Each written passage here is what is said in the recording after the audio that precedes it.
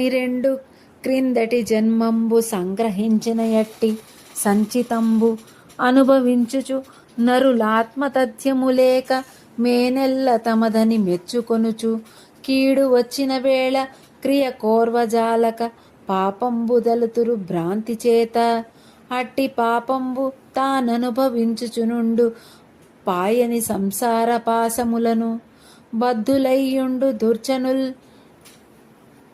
వందలగుచు పాప ఫలములు భాసుర భ్రాంతిగాక వలదు ఇతరుల వలె వట్టి వాంచఘోర రామతారక దశరథ రాజతనయ.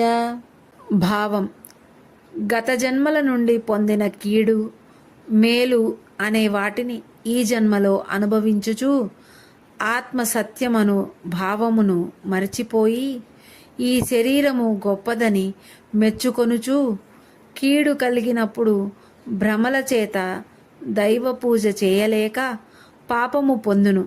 అటువంటి పాపాలన్నీ అనుభవించుచు వదిలిపెట్టని సంసార పాశములకు బద్ధులై దుర్జనులు ఉంటారు.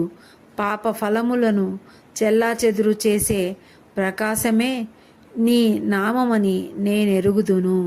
కావున కోరికలు లేకుండా నేను సదా నిన్నే స్మరింతును శ్రీరామ.